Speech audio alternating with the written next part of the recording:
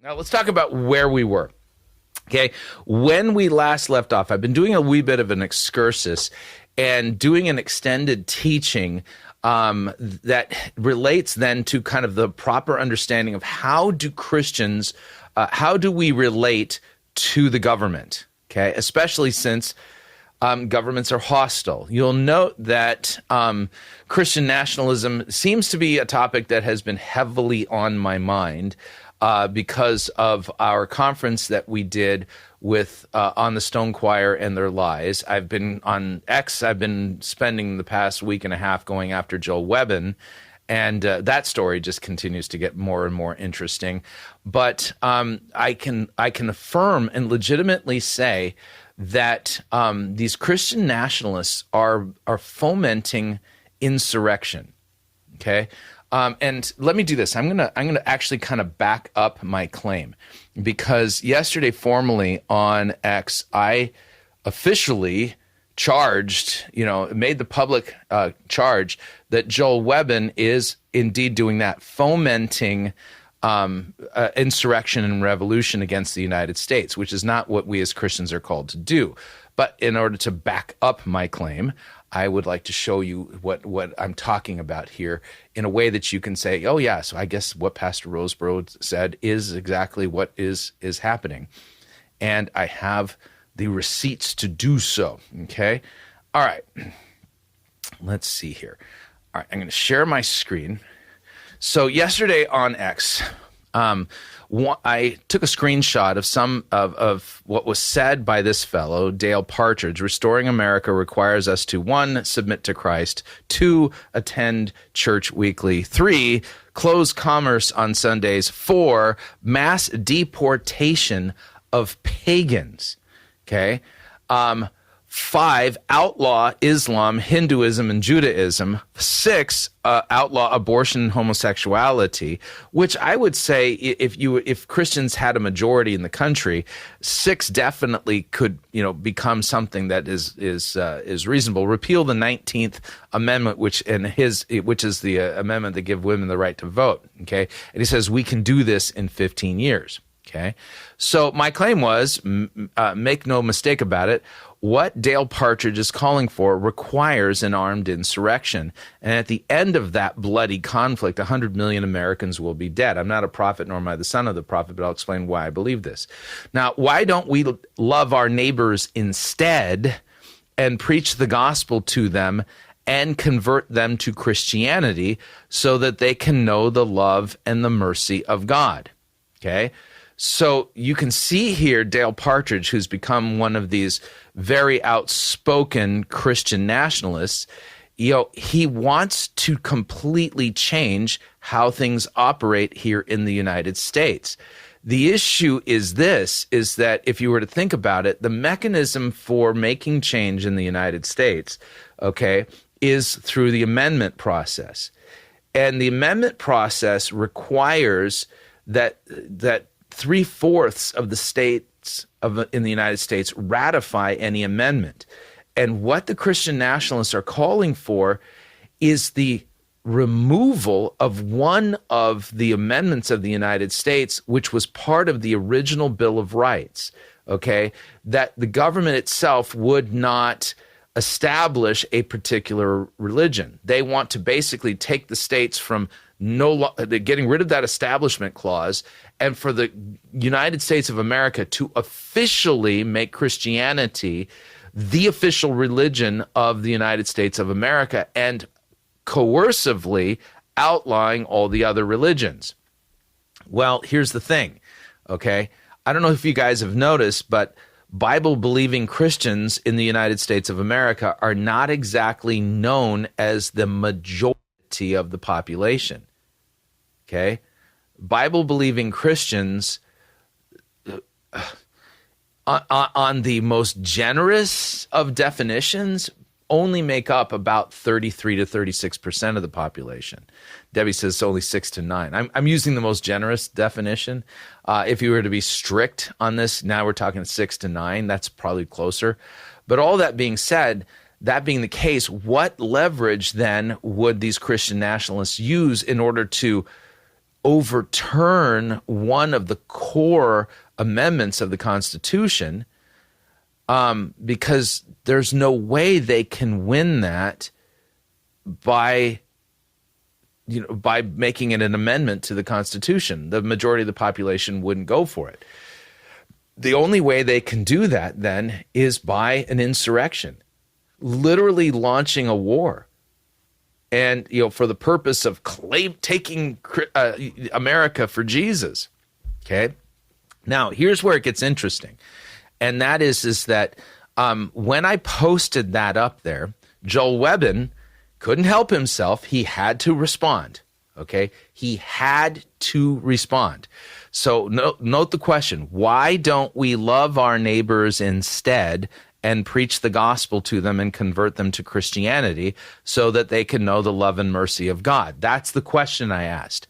So Joel Webbin actually commented, because, and then he explains why we can't go that route. He said, because we do, number one, we do not control who God chooses to save. 2, even if immigrants convert, many of them still should not be here. 3, the state has a duty to keep the Sabbath and suppress public displays of idolatry. The state has the duty to keep the Sabbath? He has no idea what the Sabbath is. Okay. And 4, it is wrong to give women formal civil authority. So I just want you to think about this. Okay.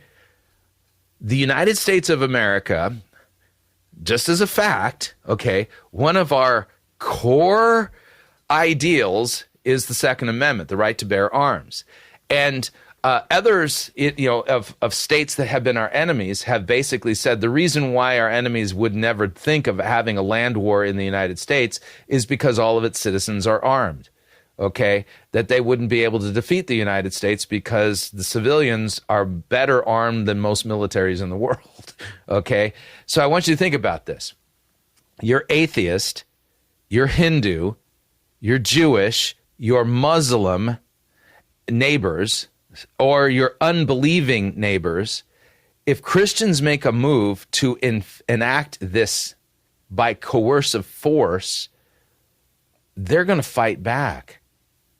We're talking about literally creating an armed civil war started by Christians, which makes no sense at all.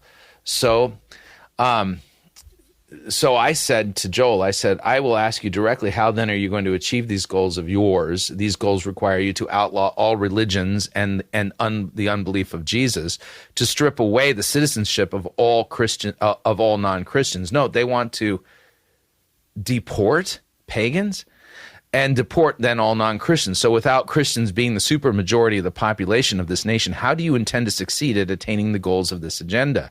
I'm formally accusing you of fomenting insurrection and rebellion, because there is no way of achieving these ends without an insurrection. Okay.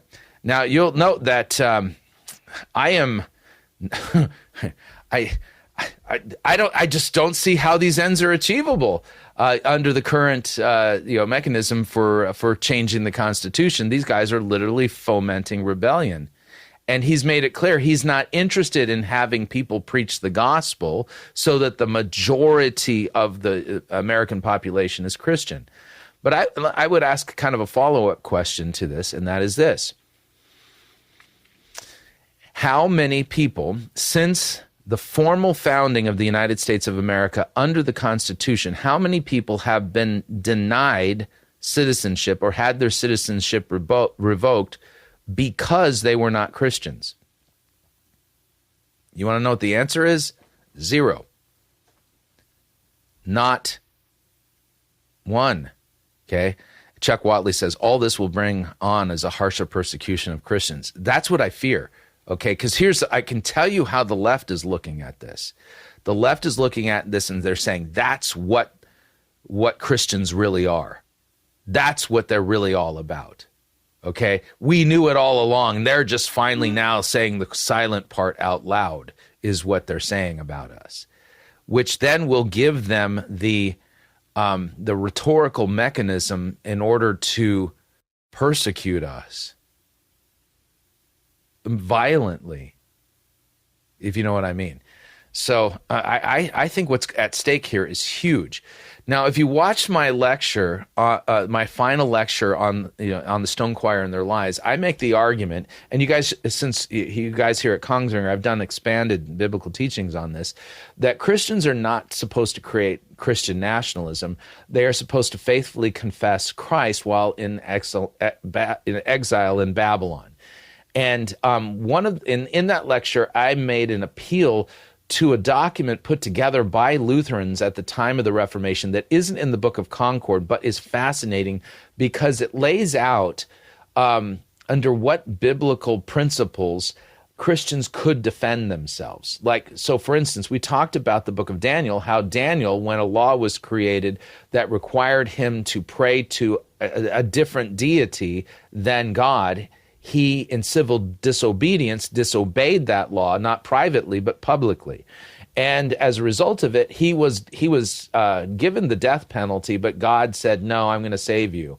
But you can legitimately argue it that way. And then in the book of Esther is actually going to give us the second piece of this. The second piece of this is that at what point can we legitimately bear arms in defense of our own lives, especially when the government has done something wrong, when they're threatening our lives unjustly. Okay, there is a principle in play, and in the Magdeburg Confession, although it's not in the Book of Concord, I think it biblically gets it right. And the idea then, I'll show you how it plays out as we continue with the Book of Esther. So hopefully you guys don't mind. Like I said, I'm not in a hurry. I don't have to leave, any minute now. So we have a little bit longer to kind of work through this. Now, so here's what I'm going to do. Remember a little bit of our context, because it's been a month since we've been in this text, that the Jews are in exile in Babylon. You have Esther, who's now the queen. She is, the adopted daughter of Mordecai. They're both exiles from Judah in Babylon. And we learn from Peter in 1 Peter that this is the mentality of us being exiles. That is our mentality in wherever Christ has put us to sojourn in this life, whether it's in the United States, whether it's in Sweden or the United Kingdom, or in the Netherlands or South Africa or Australia or wherever God has sent us into exile, we are to consider ourselves in exile, and Babylon is kind of the world system, period, okay?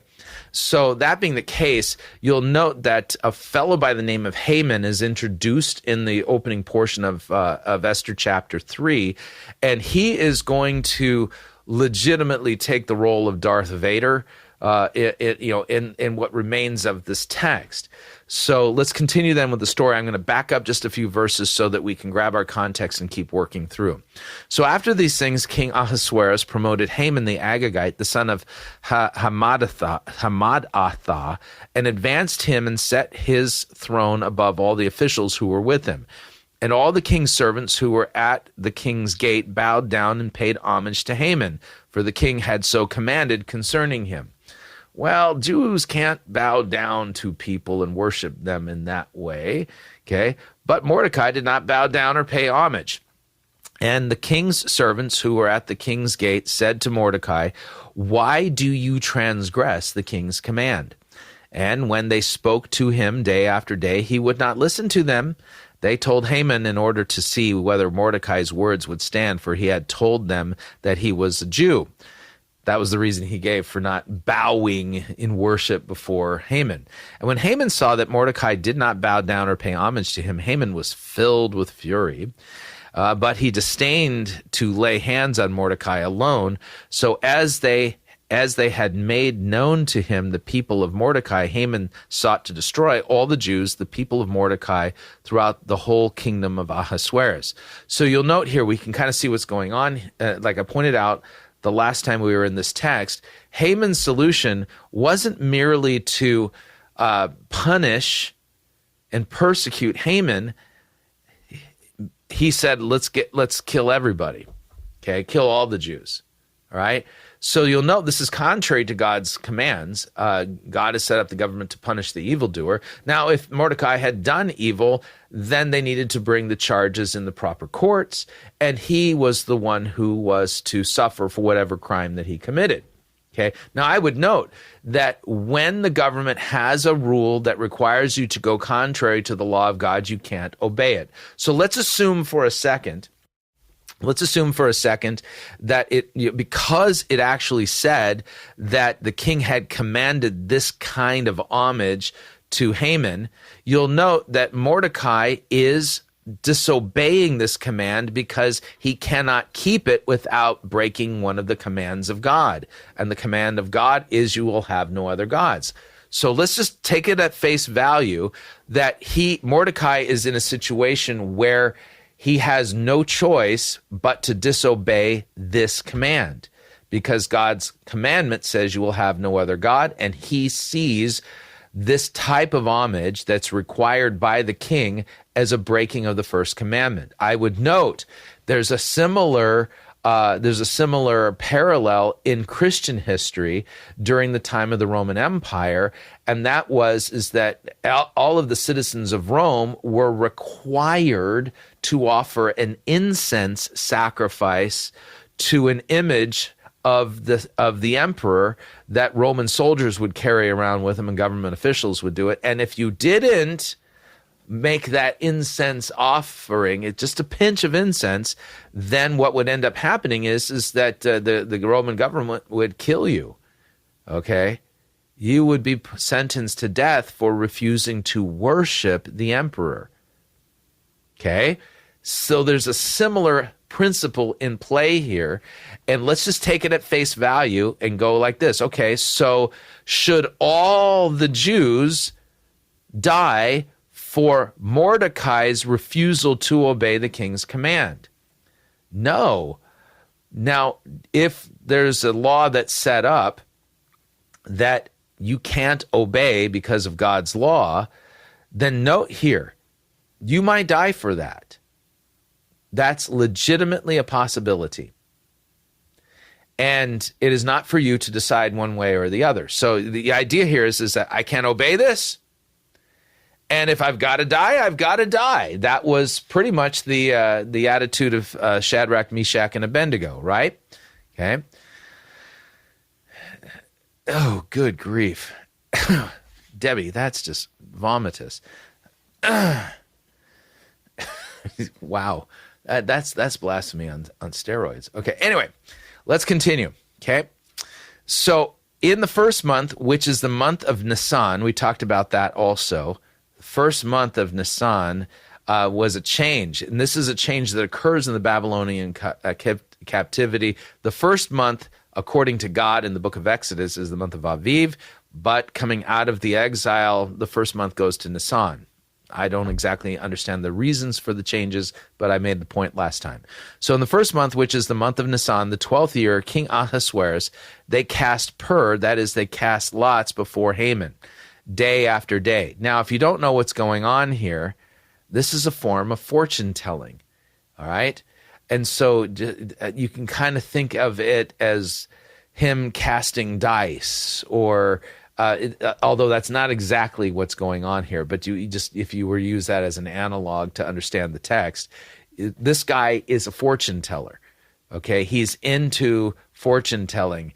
You know, is this the time to kill Mordecai and the Jews? And he throws the dice to see, right? That's what's going on here. Okay, so they cast it month after month until the 12th month, which is the month of Adar. Then Haman said to King Ahasuerus, there is a certain people scattered abroad and dispersed among the peoples in all the provinces of your kingdom. Their laws are different from those of every other people, and they do not keep the king's laws. Isn't that interesting? Okay. So you're going to note, this, again, historical parallel, when Rome realized Christians individually wouldn't worship the emperor with their little pinch of incense, The Roman Empire lashed out not against individual Christians, but sought to kill them all. There's a parallel in Christian history to this, okay? So their laws are different from those of every other people, and they do not keep the king's laws, so that it is not to the king's profit to tolerate them. If it pleases the king, let it be decreed that they be destroyed, all of them. And I will pay 10,000 talents of silver into the hands of those who have charge of the king's business, so that they might put it into the king's treasury. I'll even give you money if you say yes to this. Oh, you can't pass up a good bribe, can you? So you'll note that Queen Esther's husband, King Ahasuerus, is not exactly a moral man, a man of principle, if you would. So the king took his signet ring from his hand and gave it to Haman, the Agagite, the son of Hammedatha, the enemy of the Jews. And the king said to Haman, "Oh, the money is given to you, the people also to do with them as it seems good to you." In other words, go for it. He's just given approval for the destruction of every Jew in exile. Not just one of them, all of them.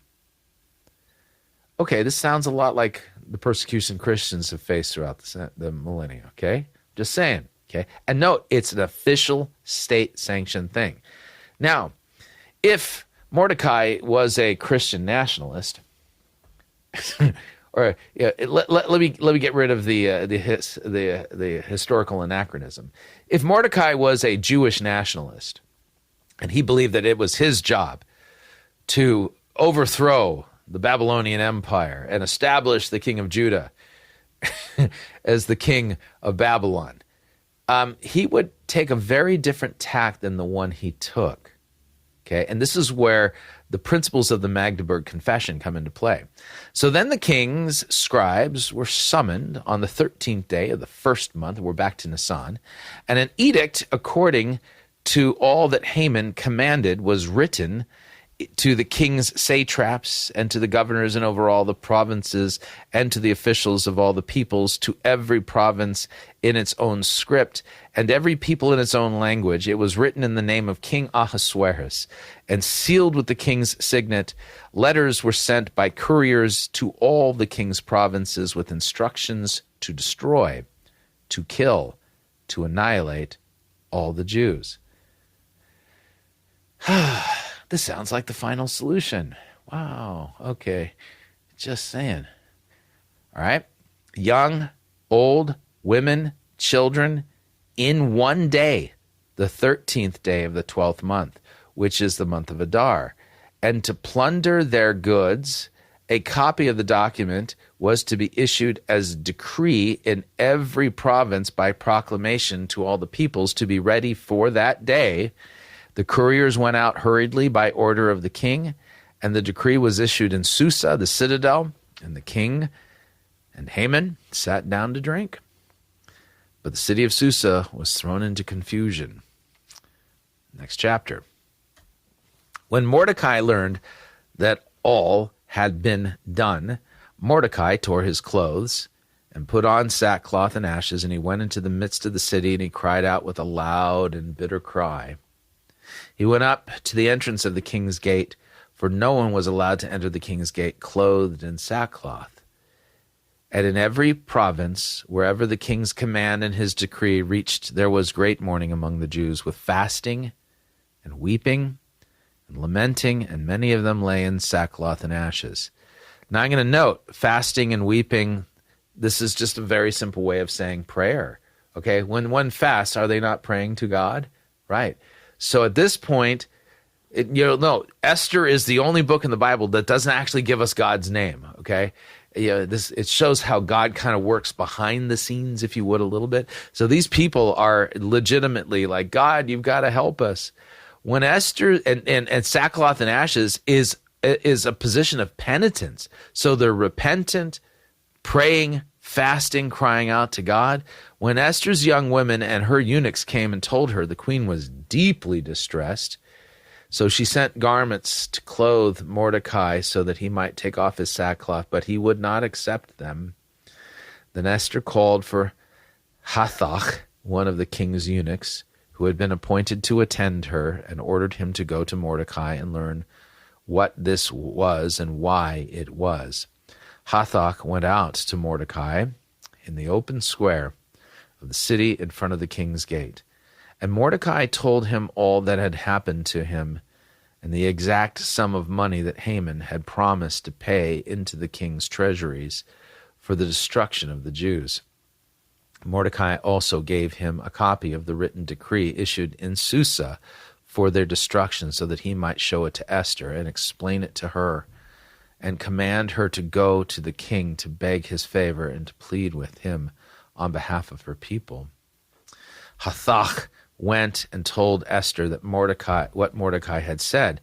Then Esther spoke to Hathach and commanded him to go to Mordecai and say, "All the king's servants and the people of the king's provinces, now that if any man or woman goes to the king inside the inner court without being called, there is but one law: to be put to death, except for the one to whom the king holds out the golden scepter, so he may live. But as for me, I have not been called to come in to the king these 30 days. So she recognizes, okay, I got to do something, but if I do this on my own, I could be killed. This lady's going to risk her life. And so they told Mordecai what Esther had said. Mordecai told them to reply to Esther, "Do not think to yourself that in the king's palace you will escape any more than all of the other Jews.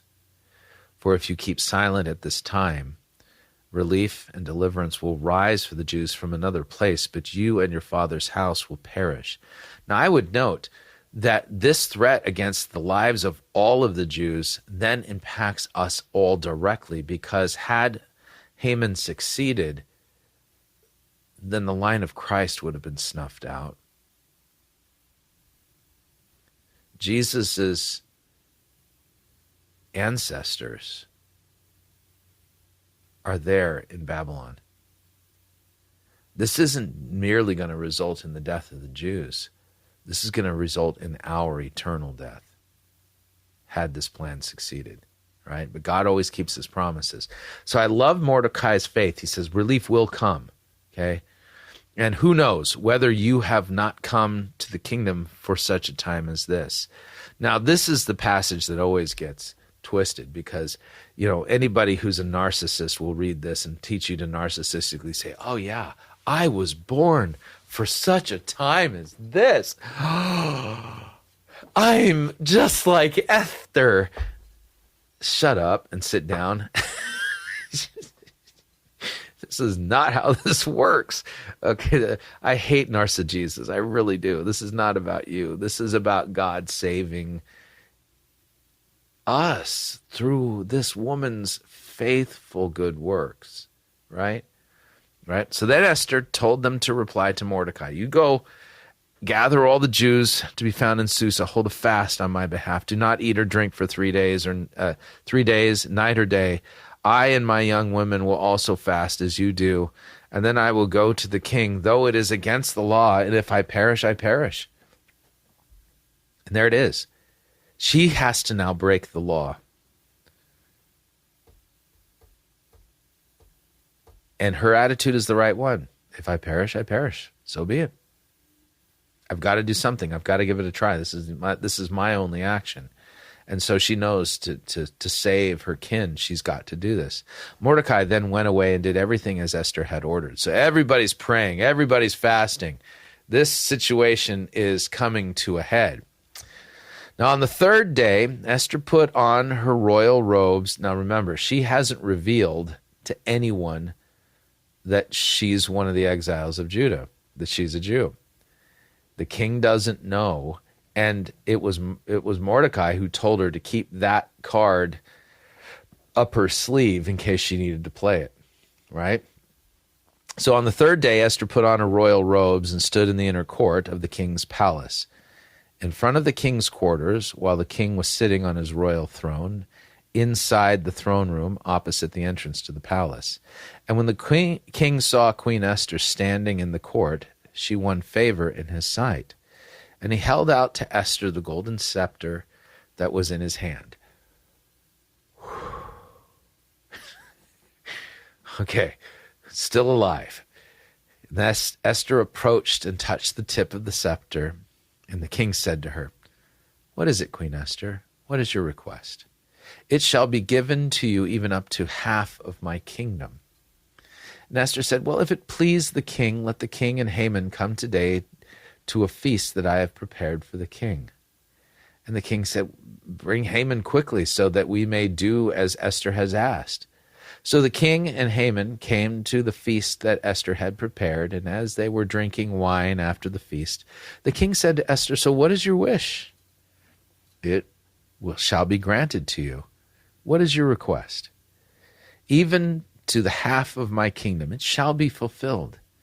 And Esther answered, "Well, my wish and my request is, if I have found favor in the sight of the king, and if it please the king to grant my wish and to fulfill my request, then let the king and Haman come to the feast that I will prepare for them, and tomorrow I will do as the king has said." Very interesting. So you're going to note she's biding her time and not rushing to in a panic. Okay? She's being very careful here because she's got something in mind.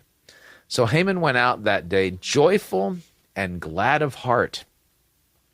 But when Haman saw Mordecai in the king's gate, that he neither rose nor trembled before him, he was filled with wrath against Mordecai. Nevertheless, Haman restrained himself and went home, and he sent and brought his friends and his wife Zeresh. And Haman recounted to them the splendor of his riches, the number of his sons, all the promotions with which the king had honored him, and how he had advanced him above the officials and the servants of the king. Then Haman said, "Even Queen Esther, let no one but me come with the king to the feast that she prepared. And tomorrow also I am invited by her together with the king. Yet all this is worth nothing to me so long as I see Mordecai the Jew sitting at the king's gate." Then his wife Zeresh and all of his friends said to him, "Well, let a gallows 50 cubits high be made in the morning. Tell the king to have Mordecai hanged upon it. Then go joyfully with the king to the feast." This idea pleased Haman, and he had the gallows made.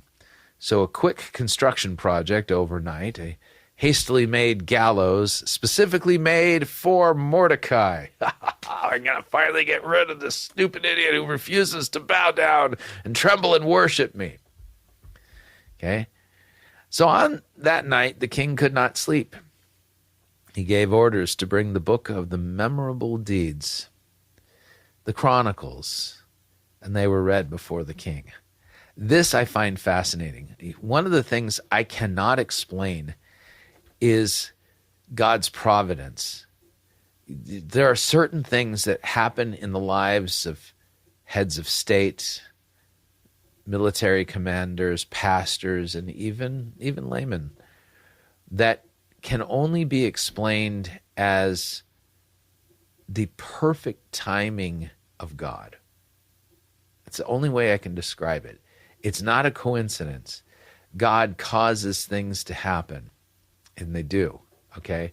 If I can give you just a kind of a small example of experiences that I have from time to time, it's the weirdest thing, okay?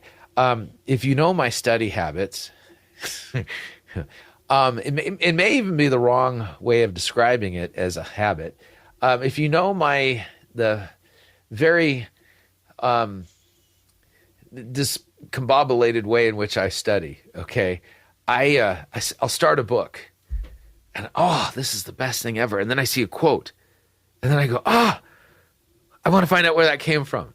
And then I go on a quest to find where the quote came from. And then I find the work where the quote came from. And then next thing you know, there's a new book in my library. And then I start to read that book and kind of put these things together. And, oh, this is the coolest thing ever. And I find another quote. And then that leads me down another. You get the idea. I think I read about 50 books at the same time, if you can say at the same time. But there's this thing that happens is that as I go down these little bunny trails, as I read these things that, and fill my heart and my minds up with this new insight, this key that unlocks this passage or this quote that just, is just the best thing ever. And it always just kind of warms my heart whenever that happens. There's a weird thing that happens. And that is that a day, two, maybe a week later, all of a sudden, what it was that I was studying, I needed that information for a meeting with a parishioner, for a fight against a heretic. And it always makes me go, how did God know that I needed that information? Because if I didn't have that bit of knowledge, that little extra study that I did, then I would have not been prepared for that meeting or that battle that needed to be fought. And it always and again just makes me humble and go, I really am not in charge of my life. I couldn't plan this. I'm not capable of it. I'm barely smarter than a box of rocks. Okay. As far as my intelligence. And it just, when things like this happen, it's amazing. Similar thing going on here. So there's King Ahasuerus. And of all things, it just came to his mind, hey, it's been a while since I've looked at that book of the memorable deeds thing. Could you bring that to me? I want to refresh my memory about this. That was just a coinkydink, right? Okay. So on that night, the king could not sleep. He gave orders to bring the book of the memorable deeds, the Chronicles, and they were read before the king. And it was found written how Mordecai had told about Bigthana and Teresh, two of the king's eunuchs who guarded the threshold and who had sought to lay hands on King Ahasuerus. And the king said, what honor or distinction has been bestowed on Mordecai for this? The king's young men who attended him said, nothing has been done for him. And the king said, who is in the court? Now Haman had just entered the outer court of the king's palace to speak to the king about having Mordecai hanged on the gallows. So you can see God's at work. The text never mentions God, but now take away the visible hand of God in the narrative, and you can see the invisible hand of God at work the same way he works for us. Okay? So speak to the king about having Mordecai hanged on the gallows, and he had prepared for him, and the king's young men told him, Haman is there, standing in the court. And the king said, well, let him come in. So Haman came in, and the king said to him, what should be done to the man whom the king delights to honor? Haman thinks it's about him. So Haman said to himself, whom would the king delight to honor more than me, huh? And Haman said to the king, for the man whom the king delights to honor, let royal robes be brought, which the king has worn, and the horse that the king has ridden, and on whose head a royal crown is set. And let the robes and the horse be handed over to the one of the king's most noble officials. Let them dress the man whom the king delights to honor, and let them lead him on the horse through the square of the city, proclaiming before him, thus shall it be done to the man whom the king delights to honor. Then the king said to Haman, hurry, take the robes and the horse, as you have said, and Do so to Mordecai the Jew who sits at the king's gate. Leave out nothing that you have mentioned.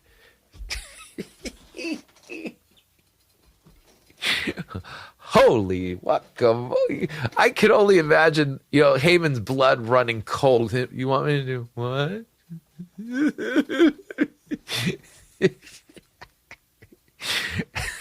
This is so awesome. So Mordecai returned to the king's gate, but Haman hurried to his house, mourning, with his head covered. And Haman told his wife Zeresh and all of his friends everything that had happened to him. And his wise men and his wife Zeresh said to him, if Mordecai, before whom you have begun to fall, is of the Jewish people, you will not overcome him, but will surely fall before him. So here's the thing. His family sees it. They don't say it, but it's inferred. The hand of God is against you, Haman. Beware. This is not a good omen. Right? So while they were yet talking with him, the king's eunuchs arrived and hurried to bring Haman to the feast that Esther had prepared. Chapter 7. So the king and Haman went in to feast with Queen Esther. And on the second day, as they were drinking wine after the feast, the king said to Esther, what is your wish, Queen Esther? It shall be granted to you. And what is your request?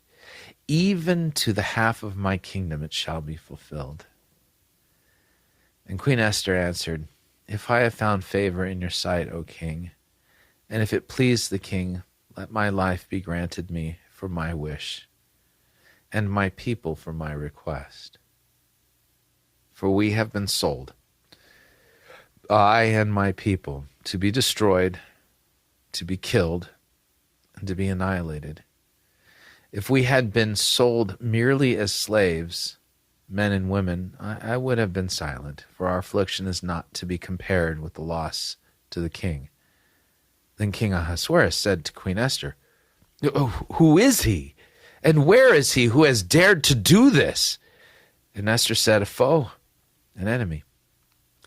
This wicked Haman. Then Haman was terrified before the king and the queen. Now the trap is sprung. Okay. And the king arose in his wrath from the wine drinking and went into the palace garden. But Haman stayed to beg for his life from Queen Esther, for he saw that harm was determined against him by the king.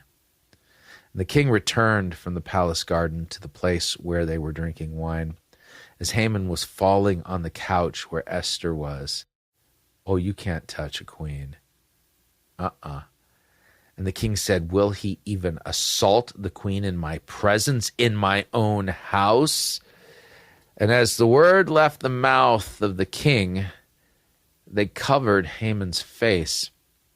Then Harbona, one of the eunuchs in attendance on the king, said, moreover, the gallows that Haman has prepared for Mordecai, whose word saved the king, is standing at Haman's house 50 cubits high.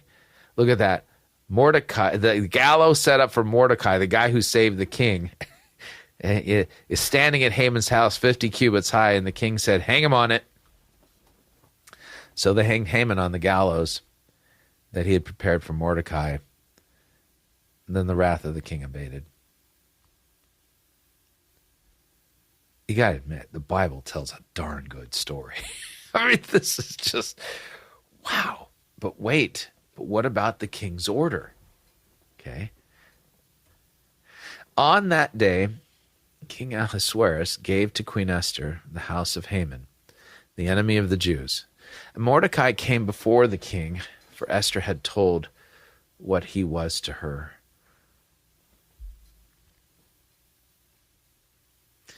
And the king took off his signet ring, which he had taken from Haman, and he gave it to Mordecai.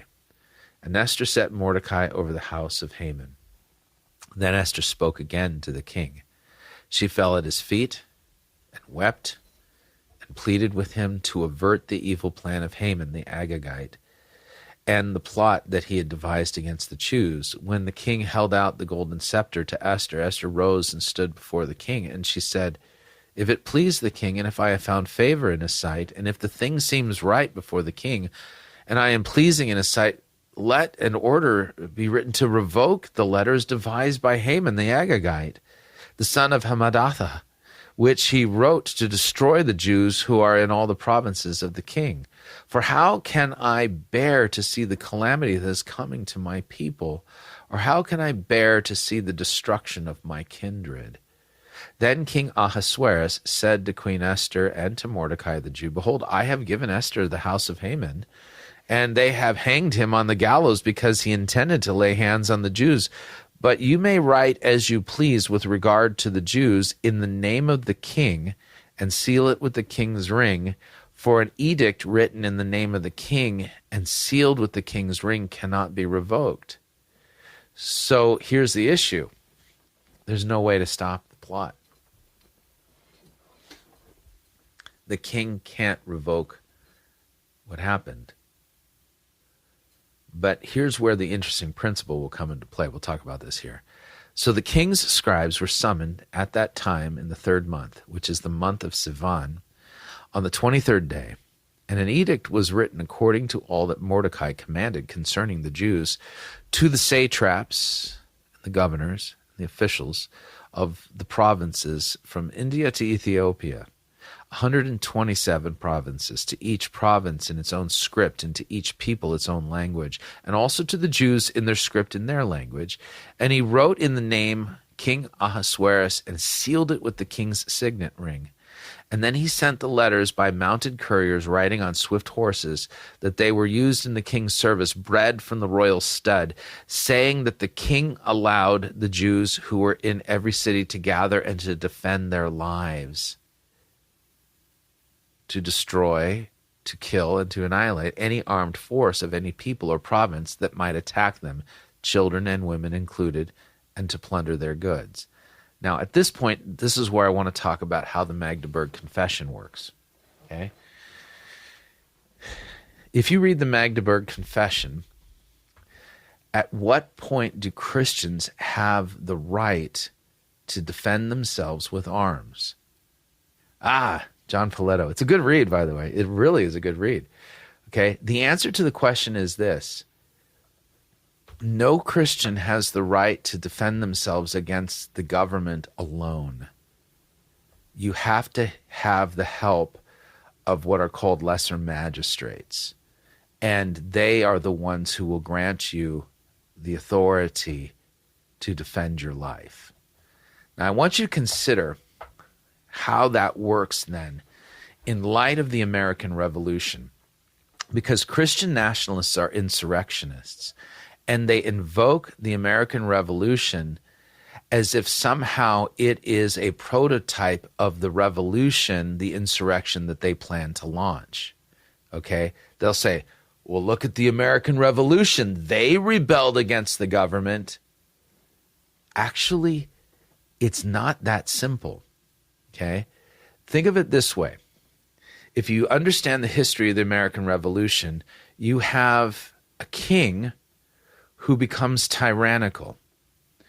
And you can sit there and go, yeah, but all he wanted to do was tax the colonies. But here's the issue. In the jurisprudence of the colonies and the British Empire at the time, those who were taxed without representation in Parliament were legally considered slaves. Okay? This is the nuance that's missing in the American Revolution, where for those who would want to invoke it and say that we can overthrow our government and put in a Christian nation instead. No. What happened is that by King George doing what he did, he was legally enslaving the colonies. It's not merely taxation without representation. It's that taxation without representation makes the colonies now slave states. That's the issue. And slaves don't have rights. Slaves must obey on the threat of death. And so what the American Revolution did is, because that was legally what was taking place, the enslavement of the colonies, they, through their duly elected lesser magistrates, waged a defensive war against the king's forces. This overlay from Esther actually still applies. So what you can see here, the king couldn't get rid of the law that had been put in place by Haman, but he gave the right for these people, with him in their even as their king, to defend themselves. And that's the idea, that if we ever got to a situation where we as Christians had to defend ourselves with arms against a rogue nation that is trying to wipe us out, we can't do this on our own recognizance. We would have to do it with a lesser magistrate over us, so that God's order in government is maintained. Okay, I don't know if you understand that, but that's the basic thinking. So the American Revolution isn't an insurrection. The American Revolution is a defensive war rightly waged by lesser magistrates against a tyrannical king who was seeking to enslave people contrary to the colonial charters. That's the idea. Okay? So when you take these kind of big block principles, although the Magdeburg Confession is not in our Book of Concord, yet it was put together by faithful confessional Lutherans in a situation, in a city where their lives were hanging by a knife's edge, okay? And so without that ability to wage a defensive conflict, then the Magdeburg Confession makes it clear you may suffer martyrdom. That may be the case, okay? So note here, this is relying not on just some made-up concept. It's looking at the scriptures and seeing, okay, this is how this worked in the book of Esther. This then is how it applies in our current context, okay? All right. Now, saying that the king allowed the Jews who were in every city to gather, defend their lives, to destroy, to kill, to annihilate any armed force of any people or province that might attack them, children and women included, and to plunder their goods, on one day throughout all the provinces of King Ahasuerus, on the 13th day of the 12th month, which is the month of Adar, a copy of what was written to be issued as a decree in every province, being publicly displayed to all the peoples and the Jews, were to be ready on that day to take vengeance on their enemies. So the couriers, mounted on their swift horses that were used in the king's service, rode out hurriedly, urged by the king's command, and the decree was issued in Susa, the citadel. Then Mordecai went out from the presence of the king in royal robes of blue and white, and a great golden crown, and a robe of fine linen and purple, and the city of Susa shouted and rejoiced. The Jews had light and gladness and joy and honor. And in every province and in every city, wherever the king's command and his edict reached, there was gladness and joy among the Jews, a feast, a holiday. This becomes which will later be called the Feast of Purim. All right. So this is the feast. This is the seedbed of that feast. And many from the peoples of the country declared themselves Jews, for fear of the Jews had fallen on them. Chapter 9. Now in the 12th month, which is the month of Adar, the 13th day of the same, when the king's command and edict were about to be carried out, on the very day when the enemies of the Jews hoped to gain the mastery over them, the reverse occurred. The Jews gained the mastery over those who hated them. The Jews gathered in their cities throughout all the provinces of King Ahasuerus to lay hands on those who sought their harm. And no one could stand against them, for the fear of them had fallen on all the peoples. Now, here's where I'll make a crazy claim. This idea of the tables turning only comes by the king's command, and nobody can stand up against the Jews. This then foreshadows Christ's return in glory to judge the living and the dead, if you would. You got to think of it in these terms. So all the officials of the provinces and the satraps and the governors and the royal agents also helped the Jews, for fear of Mordecai had fallen on them. For Mordecai was great in the king's house, and his fame spread throughout all the provinces. For the man Mordecai grew more and more powerful. The Jews struck all their enemies with the sword, because they had been given the right to defend themselves, killing and destroying them, and did as they pleased to those who hated them. In Susa, the citadel itself, the Jews killed and destroyed 500 men, and also killed this is a mouthful of a name. This is not even Hebrew. Parshandatha and Dalphon and Asaphtha and Portha and Adalia and Aridatha. These names are terrible. Parmashtha, Arisai and Aridai and Vaizatha, the 10 sons of Haman, the son of Hamadatha, the enemy of the Jews, but they laid no hand on the plunder. That very day, the number of those killed in Susa, the citadel, was reported to the king. And the king said to Queen Esther, in Susa, the citadel, the Jews had killed and destroyed 500 men, and also the 10 sons of Haman. What then have they done in the rest of the king's provinces? Now what is your wish? It shall be granted you. And what further is your request? It shall be fulfilled. Esther says, if it please the king, let the Jews who are in Susa be allowed tomorrow also to do according to this day's edict. And let the 10 sons of Haman be hanged on the gallows. So the king commanded this to be done. A decree was issued in Susa, and the 10 sons of Haman were hanged. The Jews who were in Susa gathered also on the 14th day of the month of Adar, and they killed 300 men in Susa, but they laid no hands on the plunder. Now the rest of the Jews who were in the king's provinces also gathered to defend their lives, and got relief from their enemies, and killed 75,000 of those who hated them, but they laid no hands on the plunder. That is a lot of men dead. And this was on the 13th day of the month of Adar, and on the 14th day they rested and made that a day of feasting and gladness.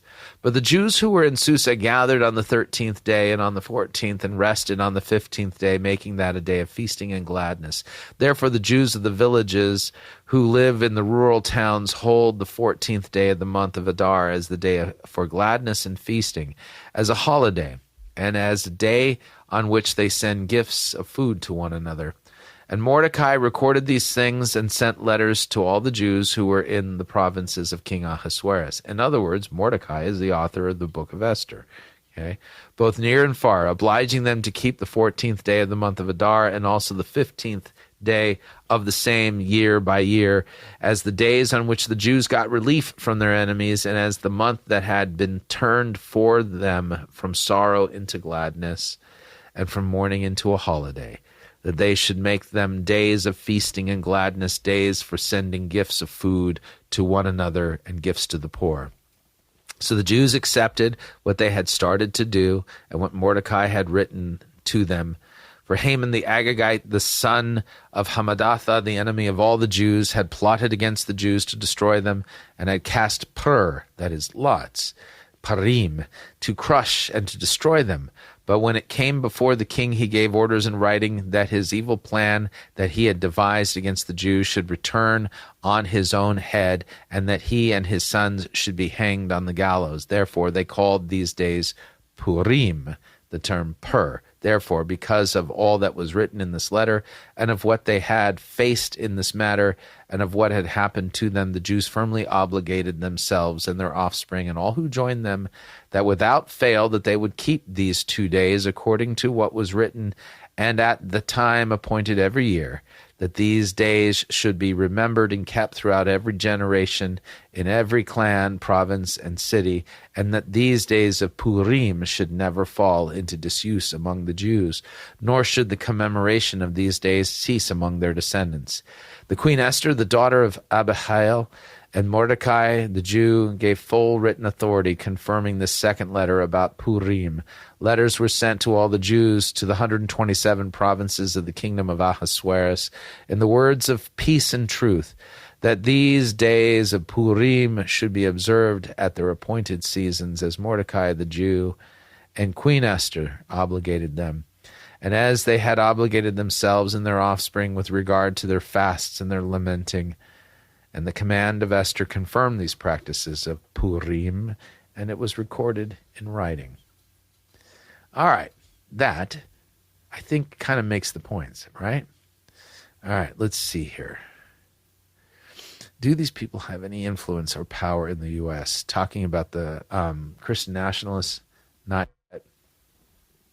But I would say the Christian nationalists, if they ever get any traction here, they would resurrect the Nazi Party. That's what they are. So, okay, let's see here. Is this a reflection of the book of life, good deeds before the king? Good question, Jody. So I would note, I only pointed out a couple of different connections back to different things, but going back to the story and looking for connections back to Christ and seeing how it hyperlinks with other portions of Scripture, I'm not going to argue with you. I like that one, okay? Always love the passage that Chris is reading. Brilliant. Anyway, some time ago, I found out that an attempt to make the United States a true Christian nation was done after the Civil War. It went nowhere. Barry, I'm going to be blunt. I don't think that the current guys that call themselves Christian nationalists are going to succeed at anything as far as this nation is concerned. But I will say this. What they have been very good at is destroying the church. That's the thing that they've been very good at, okay? Who would be considered lesser magistrates for us today? So, Rock, let me give you an example here. So let's just fast forward into the future. We'll say that some evil anti-Christian regime has taken over the United States of America, right? They won the election. They have the presidency, the House, the Senate, and they've gotten rid of any of their opposition in the Supreme Court, and they have set out on a mission to rid the earth of the evil Christian white man and the patriarchy. Okay, in a situation like that, a lesser magistrate would be like the governor of Texas, and the governor of Texas, who's a Christian, even though. And he says, "No way. We're going to call up the Christian. We're going to call up the Texas National Guard to fight against the attempts to kill Christians." That would be an example of a lesser magistrate whom we could rally to for the purpose of self-defense. That would be an example of that. Okay, on my own, there's no. I'm just going to be blunt. I don't see any reason on my own if should a regime like that come into the United States to somehow decide to defend myself in my own person against a nation like that. Because here's the deal. Anybody who kills me is doing me a favor. Number one, I would die a martyr's death, and number two, I would see Jesus quicker. So I'm just not gonna. Even though I own firearms, I will not be personally trying to defend myself against such a thing. Okay, that's how I see it. But if you want to know what a lesser magistrate looks like, it would be like one of the governors of the state saying, "Absolutely not. We're going to protect the Christians in our state, and we're going to use military force to give them the right to defend themselves." That would be what that would look like. Okay. All right, Debbie. People fail to study history and are condemned to repeat the same. That's right. The Agagite, that name sounds familiar. I'm wondering if there's a connection with King Agag. Probably not. The Amalekites are different than the Babylonians, but okay. Amazing stuff. The line of Jesus would have been kaput. That's right. Here's another irony to go with the above. Mordecai is a descendant of Kish. Interesting. That is quite the homage, okay? All right. I have to wonder if the Christian nationalists are Christian in the biblical sense. No, I don't. I honestly don't think they are. Does martyrdom get you more points? I don't know how any of that works. All I know is that Christ says that the one who dies for him is blessed. So it's like, okay, I'll go with that. I will gladly take the blessing. So, all right. Now, I will say this. This is where I'm going to jump off. You'll note that we had quite a long study today. When we gather, Lord willing, next week, we'll jump back into the book of Acts and finish up where we left off there.